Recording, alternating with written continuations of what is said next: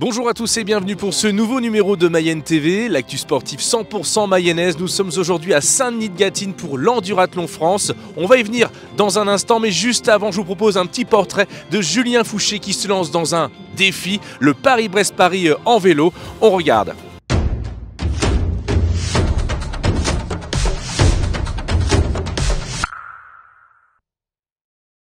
Et notre sportif de la semaine, eh bien, c'est Julien Fouché, un cycliste qui se lance dans un Paris-Brest-Paris. Et il n'est pas venu tout seul, hein. On va y venir avec tous les compagnons de Julien.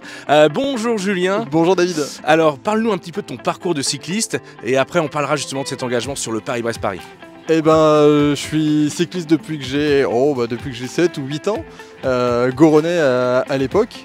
Et puis j'ai toujours fait un peu de vélo comme ça, toujours dans ma vie. Et puis je suis parti de la Mayenne, je suis revenu en Mayenne, toujours sur le vélo. Et fin août, donc ça y est, c'est le grand départ du Paris-Brest-Paris. Alors parle-nous un peu de cette course et comment tu t'y prépares. Alors déjà, on va corriger, c'est pas une course, c'est une randonnée.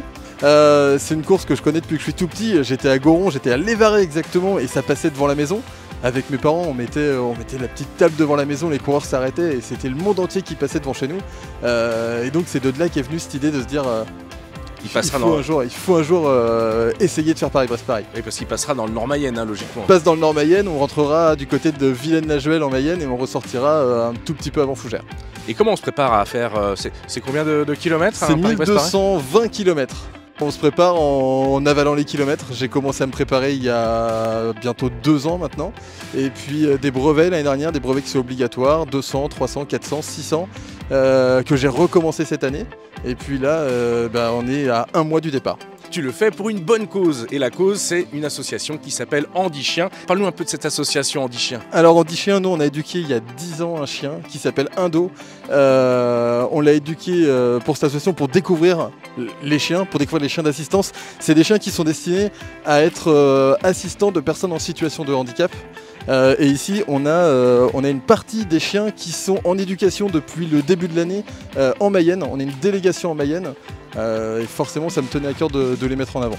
Combien de familles ça va aider justement? Donc là il y a 7 familles qui sont destinées à éduquer ces chiens. Voilà, on va leur apprendre tout plein de choses pour qu'ils puissent aider, pour qu'ils puissent soutenir. Ils ont plein de missions, ils peuvent aider des personnes en fauteuil roulant, ils peuvent aider des enfants autistes. Il y a des chiens qui sont remis au ministère de la Justice pour aider les gens, pour aider les enfants à parler par exemple, pour mettre les gens à l'aise. Il y a une multitude de solutions qui sont proposées à partir du travail des familles d'accueil justement. Merci beaucoup Julien. Eh ben, merci David, et puis on se retrouve fin août sur la page Facebook, on pourra suivre toute mon évolution, tout le trajet, vous pourrez Exactement, n'hésitez pas à suivre sur les réseaux sociaux, hein. Julien Fouché, Paris-Brest-Paris. Merci beaucoup Julien. Merci David. Voilà pour ce portrait de Julien Fouché, on lui souhaite bien sûr une réussite dans cette super rando Paris-Brest-Paris. On enchaîne sans transition avec ici à Saint-Denis-de-Gâtine, l'Endurathlon France. L'Endurathlon à Saint-Denis-de-Gâtine est une épreuve unique en France qui se déroule sur une durée de 24 heures. Une épreuve qui comprend de la course à pied et du VTT sur 2 circuits distincts. Elle peut se faire en relais avec des équipes de 6, 4 ou 2, mais elle peut se faire également aussi en solo. Les compétiteurs se sont lancés à 11h15 ce samedi pour 24 heures d'efforts intenses pour les 462 participants, un record pour cette 5e édition. Il a fallu faire face aux éléments avec une météo peu clémente durant ces 24 heures. L'Endurathlon France est né en 2015, je dirais, dans une discussion entre copains. Un était VTTiste et l'autre était coureur à pied. Et puis après quelques réunions et puis la création d'un groupe de réflexion, on a fait ce qu'on appelle l'Endurathlon 24 heures. Les performeurs, qui sont souvent des solos, femmes ou hommes, ont plusieurs marathons dans les jambes le dimanche midi et à peu près 200 km de VTT. Alors la réussite repose effectivement sur un engagement des bénévoles, plus de 300 bénévoles, sur un chœur qui travaille toute l'année, une quinzaine de bénévoles qui travaillent toute l'année. C'est une super belle expérience sportive. Là avec la météo c'était un peu plus compliqué dans la nuit, mais on tient, on accroche jusqu'au bout.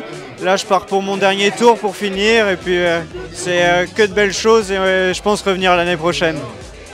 11h15 le dimanche, cela fait 24 heures que la compétition a débuté et chaque équipe passe la ligne ensemble symboliquement après une véritable aventure sportive et humaine, un vrai challenge. Côté palmarès, en solo, chez les femmes, c'est Vanessa Proutot qui l'emporte avec 250 km cumulés.